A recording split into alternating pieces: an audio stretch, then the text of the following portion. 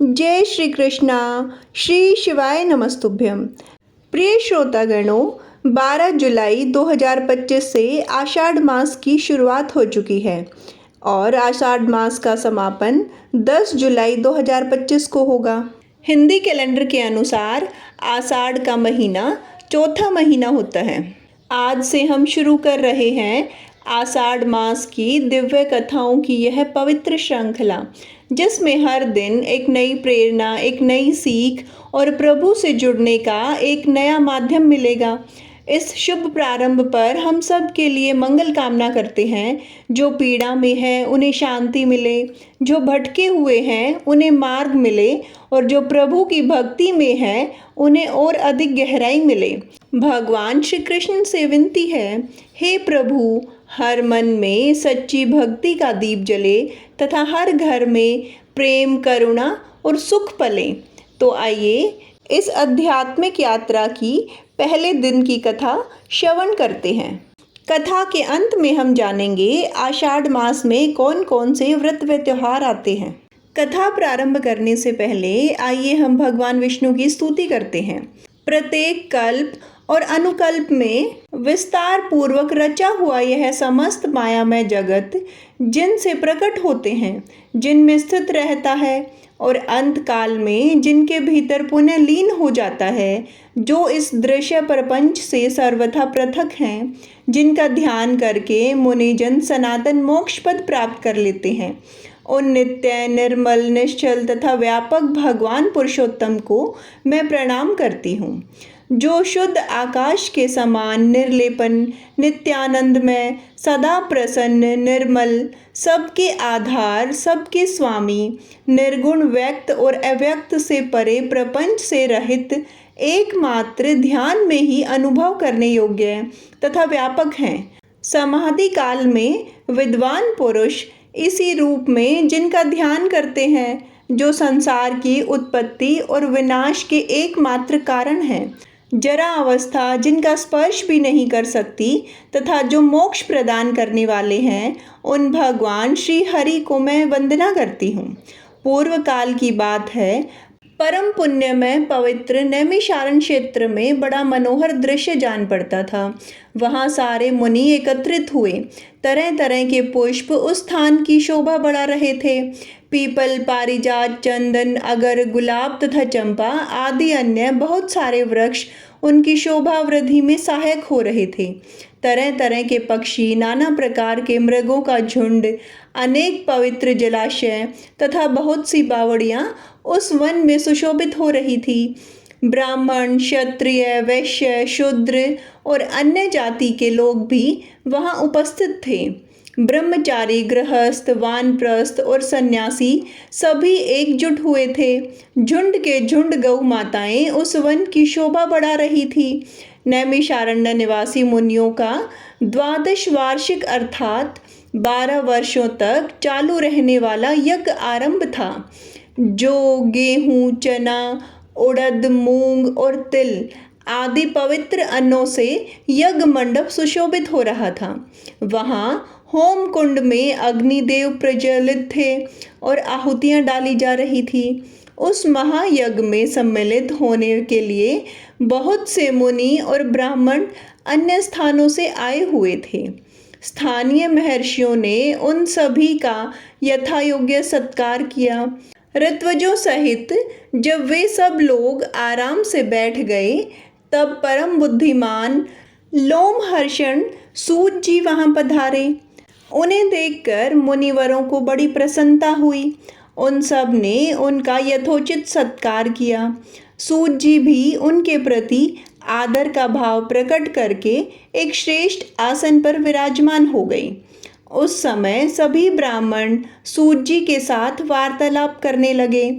वार्तालाप के अंत में सबने व्यास शिष्य लोमहर्षण जी से अपना संदेह पूछा।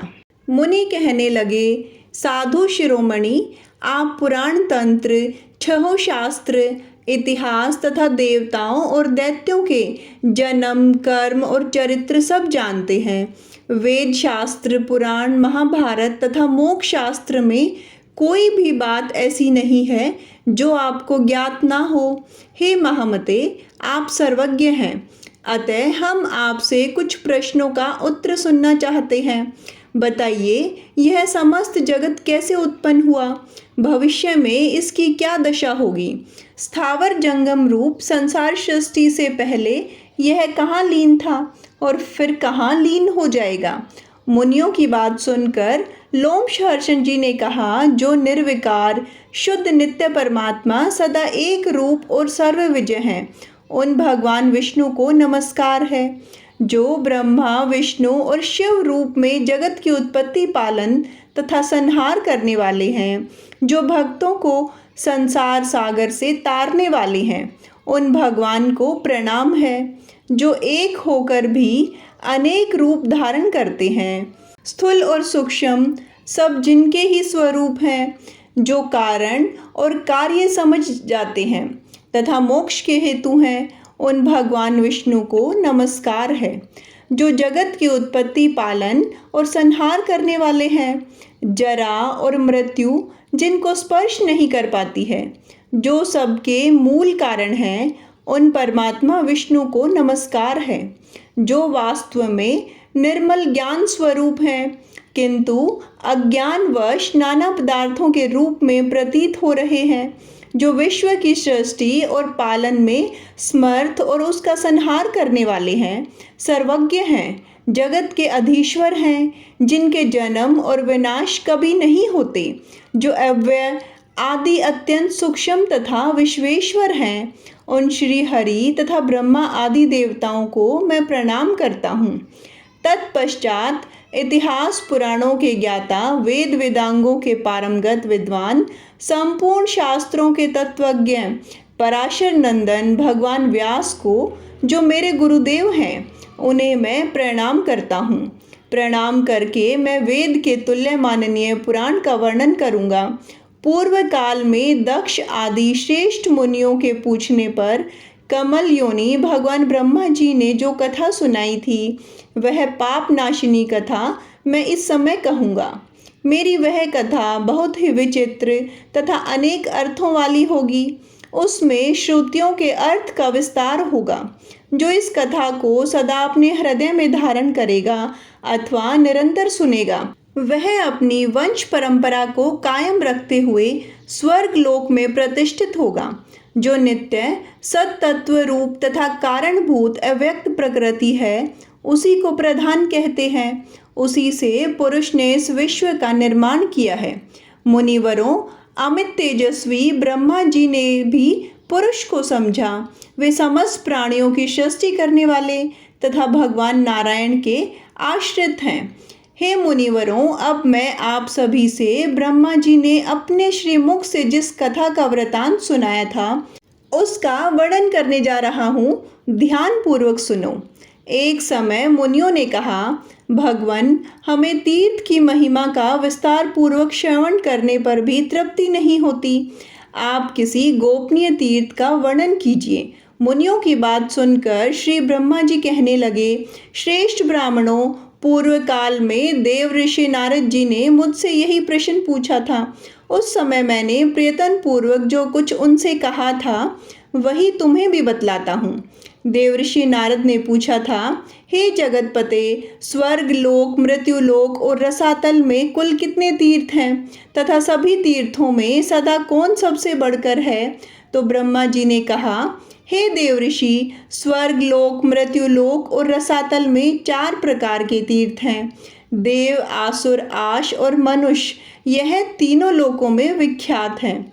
जम्बूद्वीप में भारतवर्ष तीर्थ भूमि है और वह तीनों लोकों में विख्यात है। हे पुत्र, वह कर्म भूमि है, इसलिए उसे तीर्थ कहते हैं। पहले मैंने तुम्हें जो बताए हैं, वे सभी तीर्थ भारतवर्ष में ही हैं। हिमालय और विंध्याचल पर्वत के बीच 6 ऐसी नदियां हैं, जिनका प्राकट्य ब्रह्मा, विष्णु तथा शिव इन देवताओं से हुआ है। इसी प्रकार दक्षिण समुद्र तथा विंध्याचल पर्वत के बीच में भी 6 देव संभव नदियां हैं। यह 12 नदियां प्रधान रूप से बतलाई गई हैं। गोदावरी, भीमरथी, तुंगभद्रा, कृष्णवेणी, तापी और प्योष्णी यह विंध्य पर्वत के दक्षिण की नदियां हैं। भागीरथी, नर्मदा, यमुना, सरस्वती, विशोगा और वित्सता यह विंध्याचल और हिमालय पर्वत से संबंध रखने वाली नदियां हैं। इन पुण्यमयी नदियों को देव तीर्थ बतलाया गया है। गया, कुलासर, व्रत, त्रिपुर, अंधक, हयमुर्धा, लवणय, नमुच, श्रृंगक, यम, पाताल, केतु, मय तथा पुष्कर इनके द्वारा आवर्त तीर्थ आसुर कहलाते हैं। प्रभास, भार्गव, अगस्ती, नर नारायण, वशिष्ठ, भारद्वाज, गौतम और कश्यप इन ऋषि मुनियों द्वारा सेवित तीर्थ ऋषि तीर्थ हैं। अम्बरीश, हरिश्चंद्र, मानधाता, मनु, कुरु, कनखल, भद्राश्व, सगर, अशुप, नचिकेता, वृषाकपि तथा अरिंदम आदि मानव द्वारा निर्मित तीर्थ मनुष्य तीर्थ कहलाते हैं। यह सब यश तथा उत्तम फल की सिद्धि के लिए निर्मित हुए हैं। तीनों लोकों में कहीं भी जो स्वतः प्रकट हुए देव तीर्थ हैं उन्हें पुण्य तीर्थ कहा गया है। इसी प्रकार मैंने तीर्थ भेद बतलाए हैं। महादैत्य राजा बलि देवताओं के अजय शत्रु हुए हैं। उन्होंने धर्म, यश, प्रजापालन, गुरु भक्ति, सत्य भाषण, बल, पराक्रम, त्याग और क्षमा के द्वारा वह सम्मान प्राप्त किया जिसकी तीनों लोकों में कहीं कोई तुलना नहीं की जा सकती। उनकी बढ़ती हुई समृद्धि को देखकर देवताओं को बड़ी चिंता हुई। वे आपस में सलाह करने लगे कि हम बलि को कैसे जीतें। राजा बलि के शासनकाल में तीनों लोक निष्कंटक थे। कहीं पर आधि व्याधि अथवा शत्रु की कोई बाधा नहीं थी। अनावृष्टि और अधर्म का तो नाम भी नहीं था। स्वप्न में भी किसी को दुष्ट पुरुष का दर्शन नहीं होता था। देवताओं को उनकी उन्नति बाण की तरह चुभने लगी। बलि की कीर्ति रूपी तलवार से वे टुकड़े टुकड़े हुए जाते थे तथा उनके शासन रूपी शक्ति से देवताओं के समस्त अंग विदीर्ण हो रहे थे। अतः उन्हें कभी शांति नहीं मिलती थी। इसी कारण देवता उनसे द्वेष करने लगे, उनके यश रूपी अग्नि से जलने लगे। अतः वे व्याकुल होकर भगवान विष्णु की शरण में गए। देवतागण भगवान विष्णु से कहने लगे, हे शंख, चक्र और गदाधारी, हे जगन्नाथ, हम पीड़ित हैं, हमारी सत्ता छिन गई है। आप हमारी रक्षा के लिए अस्त्र शस्त्र धारण करते हैं। आप जैसे स्वामी के होते हुए हम पर ऐसा महान दुख आ पड़ा है। प्रभु, हमारी जो वाणी आपको प्रणाम करती थी वही एक दैत्य को कैसे नमस्कार करेगी। हे सुरेश्वर, आपके ऐश्वर्य से पुष्ट होकर अपने ही पराक्रम से तीनों लोकों को जीतकर हम स्थिर होंगे। दैत्य को हम कैसे नमस्कार करेंगे। देवताओं का यह वचन सुनकर दैत्यों का संहार करने वाले भगवान ने देव कार्य की सिद्धि के लिए इस प्रकार कहा। श्री भगवान बोले, देवताओं, बलि मेरा भगत है, उसे देवता और असुर कोई भी नहीं मार सकता। जैसे तुम लोग मेरे द्वारा पालन पोषण के योग्य हो वैसे ही बलि भी है। मैं बिना युद्ध के ही स्वर्ग में बलि का राज्य छीन लूंगा और बलि को बांधकर तुम्हारा राज्य तुम्हें लौटा दूंगा। श्री ब्रह्मा जी कहते हैं, बहुत अच्छा कहकर देवता स्वर्गलोक को चले गए। इधर देवताओं के स्वामी भगवान विष्णु ने अदिति के गर्भ में प्रवेश किया। उनके जन्म के समय अनेक प्रकार के उत्सव होने लगे। यज्ञेश्वर यज्ञ पुरुष स्वयं ही वामन रूप में अवतीर्ण हुए। इसी समय बलवानों में श्रेष्ठ बलि ने अश्वमेध यज्ञ की दीक्षा ली। प्रधान ऋषि तथा वेद वेदांगों के ज्ञाता पुरोहित शुक्राचार्य ने उस यज्ञ का आरंभ कराया। स्वयं शुक्र ही यज्ञ के आचार्य थे। उस यज्ञ में हविष का भाग लेने के लिए जब सभी देवता निकट आए, दान दो, भोजन करो, सबका सत्कार करो, पूर्ण हो गया इत्यादि शब्द यज्ञ मंडप में गूंजने लगे। उसी समय विचित्र कुंडल धारण किए सामगान करते हुए वामन जी धीरे धीरे यज्ञशाला में आए। आने पर वे यज्ञ की प्रशंसा करने लगे। शुक्राचार्य उन्हें देखते ही तुरंत समझ गए कि यह ब्राह्मण रूपधारी वामन देवता वास्तव में दैत्यों के विनाशक यज्ञ और तपस्या के फल देने वाले और राक्षस कुल का संहार करने वाले साक्षात विष्णु हैं। बलवानों में श्रेष्ठ महान तेजस्वी राजा बलि क्षत्रिय धर्म के अनुसार विजय होकर भक्ति पूर्वक धन का दान करते हुए अपनी पत्नी के साथ यज्ञ की दीक्षा लेकर बैठे थे और हविष का हवन करते हुए यज्ञ पुरुष का ध्यान कर रहे थे। शुक्राचार्य जी ने वामन जी को पहचान कर तुरंत ही राजा बलि से कहा, हे राजन, यह जो बोने शरीर वाले ब्राह्मण तुम्हारे यज्ञ में आए हैं, यह वास्तव में ब्राह्मण नहीं, यज्ञ वाहन यज्ञेश्वर विष्णु हैं। प्रभु, इसमें तनिक भी संदेह नहीं है कि यह देवताओं का हित करने के लिए बालक रूप धारण करके तुमसे कुछ याचना करने आए हैं। अतः पहले मुझसे सलाह लेकर बाद में ही उन्हें कुछ दान देना चाहिए। यह सुनकर शत्रु विजय बलि ने अपने पुरोहित शुक्राचार्य जी से कहा, मैं धन्य हूँ गुरुवर, जिसके घर पर साक्षात यज्ञेश्वर मूर्तिमान होकर पधारे और कुछ याचना कर रहे हैं। अब इसमें सलाह लेने के लिए कौन सी बात रह जाती है मुनिवर। ऐसा कहकर पत्नी और पुरोहित शुक्राचार्य के साथ राजा बलि उस स्थान पर आए जहां अदिति नंदन वामन जी विराजमान थे। राजा बलि ने हाथ जोड़कर पूछा, भगवान बताइए, आप क्या चाहते हैं। तब वामन जी कहने लगे, महाराज, केवल 3 पग भूमि दे दीजिए और किसी धन की मुझे आवश्यकता नहीं है। बहुत अच्छा, ऐसा कहकर राजा बलि ने रतन जड़ित कलश से जल लिया और वामन जी को भूमि संकल्प करके दे दी। सभी महर्षि और शुक्राचार्य चुपचाप देख रहे थे। वामन जी ने धीरे से कहा, राजन स्वस्ति, आप सदा सुखी रहें। मुझे मेरी नापी हुई 3 पग भूमि दे दीजिए। बलि ने तथास्तु कहकर जैसे ही वामन जी की ओर देखा, वे विराट रूप हो गए।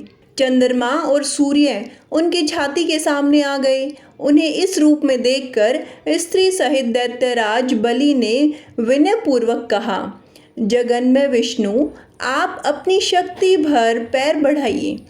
वामन रूपधारी श्री विष्णु बोले, दैत्यराज देखो, मैं पैर बढ़ा रहा हूँ। बलि ने देखकर कहा, बढ़ाइए, अवश्य बढ़ाइए। तब भगवान ने पृथ्वी के नीचे स्थित कच्छप की पीठ पर पैर रखकर पहला पग बलि के यज्ञ में रख दिया, किंतु उनका दूसरा पग ब्रह्मलोक तक जा पहुंचा। उस समय उन्होंने बलि से कहा, दैत्यराज, 2 पग तो मैंने रख लिए, लेकिन मेरा तीसरा पग रखने के लिए स्थान तो बचा ही नहीं। कहाँ रखूं? स्थान दो। यह सुनकर बलि ने हंसते हुए कहा, हे जगन्मय देवेश्वर, आपने ही तो जगत की सृष्टि की है, मैं तो इसका सृष्टा नहीं हूँ। यदि यह छोटा सा या थोड़ा हो गया है तो इसमें आपका ही दोष है, मैं क्या करूं? केशव, फिर भी मैं कभी असत्य नहीं बोलता, अतः मेरे सत्य की रक्षा करते हुए आप अपना तीसरा पग मेरी पीठ पर ही रख दीजिए। बलि का यह वचन सुनकर वेदत्रय रूप देव पूजित भगवान प्रसन्न होकर बोले, दैत्यराज, मैं तुम्हारी भक्ति से अत्यंत प्रसन्न हूँ, तुम्हारा कल्याण हो। वत्स, कोई वर मांगो। तब बलि ने जगत के स्वामी भगवान त्रिविक्रम से कहा, हे प्रभु, अब मैं आपसे याचना नहीं करूँगा। अब आप खुद ही अपनी इच्छा से मुझे जो कुछ देना चाहते हैं वह दे दीजिए। तब भगवान ने स्वयं ही प्रसन्न होकर उन्हें मनोवांछित वर दिया। वर्तमान समय में रसातल का राजा, भविष्य में इंद्रपद, स्वतंत्र तथा अविनाशी यज्ञ आदि प्रदान कर दिए। इस प्रकार दैत्यराज बलि को यह सब कुछ देकर भगवान ने उन्हें पुत्र और पत्नी सहित रसातल में भेज दिया और इंद्र को देवताओं का राज्य अर्पित कर दिया। इसी बीच में उनका जो दूसरा पग मेरे लोक में पहुंचा था मुनिवर, उसे देखकर मैंने सोचा यह मेरे जन्मदाता भगवान विष्णु का चरण है जो सौभाग्यवश मेरे घर पर आ पहुंचा है। इनके लिए मैं क्या करूं जिससे मेरा कल्याण हो सके। मेरे पास जो यह श्रेष्ठ कमंडल है इसमें भगवान शंकर का दिया हुआ पवित्र जल है। यह जल उत्तम, वरदायक, शांति, शुभद, भोग और मोक्ष का दाता, विश्व के लिए मात्र रूप, अमृतमय, पवित्र, औषध, पावन, पूज्य, ज्येष्ठ, श्रेष्ठ, गुणमय तथा स्मरण मात्र से लोगों को पवित्र करने वाला है। यह जल मैं अपने पिता को अर्घ्य रूप में अर्पित करूंगा। यह सोचकर मैंने वह जल भगवान के चरणों में अर्घ्य रूप में चढ़ा दिया। वह मंत्र युक्त अर्घ्य जल भगवान विष्णु के चरणों में गिरकर मेरु पर्वत पर पड़ा और 4 भागों में बंटकर पूर्व, दक्षिण, पश्चिम तथा उत्तर दिशा में पृथ्वी पर जा पहुंचा। दक्षिण में गिरे हुए जल को भगवान शंकर ने जटाओं में रख लिया। पश्चिम में जो जल गिरा वह फिर कमंडल में ही चला आया। उत्तर में गिरे हुए जल को भगवान विष्णु ने ग्रहण किया तथा पूर्व में जो जल गिरा उसे देवताओं, पितरों और लोकपालों ने ग्रहण कर लिया। अतः वह जल अत्यंत श्रेष्ठ कहा जाता है। भगवान विष्णु के चरणों से निकलकर दक्षिण दिशा में गया हुआ जल जो भगवान शंकर की जटा में स्थित हुआ, पर्व के समय शुभ उदय करने वाला है। उसके प्रभाव का स्मरण करने से समस्त अभिलक्षित वस्तुओं की प्राप्ति हो जाती है। इसके बाद मुनिवरों ने श्री ब्रह्मा जी से भगवान शंकर की जटा में जो दिव्य जल स्थित हुआ उसके बारे में जानना चाहा, जिसका वृतांत आप आने वाले अध्याय में सुनेंगे। आइए अभी जानते हैं आषाढ़ मास में कौन कौन से व्रत व त्योहार आते हैं। साल 2025 में आषाढ़ का महीना 12 जून दिन गुरुवार से प्रारंभ होगा और समाप्त होगा 10 जुलाई दिन गुरुवार को, गुरु पूर्णिमा के दिन। आषाढ़ के महीने में देवशयनी एकादशी का व्रत किया जाता है। धार्मिक मान्यताओं के अनुसार देवशयनी एकादशी से भगवान विष्णु क्षीर सागर में शयन करने के लिए जाते हैं और इसी एकादशी से शुरुआत होती है चातुर्मास की। चातुर्मास में शुभ और मांगलिक काम नहीं किए जाते। इस मास में बहुत सारे व्रत और पर्व हैं जो बहुत उत्सव के साथ मनाए जाते हैं। आषाढ़ मास में भगवान शिव, भगवान विष्णु, माँ लक्ष्मी और सूर्य देव की पूजा का विशेष विधान है। साथ ही इस मास में भगवान जगन्नाथ की पूजा का भी महत्व है। इस महीने में हर दिन ब्रह्म मुहूर्त में उठकर स्नान आदि से निवृत्त होने के बाद सूर्य देवता को जल अर्पित करें, तुलसी जी की पूजा करें और मंत्र जप आदि करें। आषाढ़ मास में 14 जून को संकष्टी का व्रत रहेगा, 18 जून को कालाष्टमी, 21 जून शनिवार को आषाढ़ कृष्ण पक्ष की योगिनी एकादशी रहेगी। इस बार एकादशी 2 दिन रखी जाएगी। 22 जून रविवार को वैष्णव योगिनी एकादशी रहेगी। 23 जून सोमवार को सोम प्रदोष व्रत और मासिक शिवरात्रि का शुभ योग बन रहा है। 24 जून मंगलवार को रोहिणी व्रत रहेगा और 25 जून को आषाढ़ी अमावस्या होगी तथा आषाढ़ गुप्त नवरात्रि का शुभारंभ भी 25 को ही होगा। 26 जून गुरुवार से 27 जून गुरुवार को पुरी जगन्नाथ यात्रा का आयोजन होगा। 28 जून शनिवार को आषाढ़ शुक्ल पक्ष की विनायक चतुर्थी का व्रत होगा। 23 जून सोमवार को सकंद षष्ठी मासिक दुर्गाष्टमी का व्रत रहेगा। 3 जुलाई बृहस्पतिवार को और 5 जुलाई के दिन शनिवार को आषाढ़ गुप्त नवरात्रि व्रतों का समापन होगा। आषाढ़ शुक्ल पक्ष की देवशयनी एकादशी का व्रत 6 जुलाई रविवार के दिन रखा जाएगा। अगले दिन वासुदेव द्वादशी रहेगी 7 जुलाई सोमवार को और आषाढ़ शुक्ल पक्ष का प्रदोष व्रत रहेगा। 8 जुलाई के दिन मंगलवार को भौम प्रदोष व्रत रहेगा और इसी दिन से जया पार्वती व्रत भी प्रारंभ होगा। 10 जुलाई को आषाढ़ गुरु पूर्णिमा का व्रत रहेगा और इसी के साथ आषाढ़ मास की समाप्ति हो जाएगी। आज की कथा में इतना ही। धन्यवाद।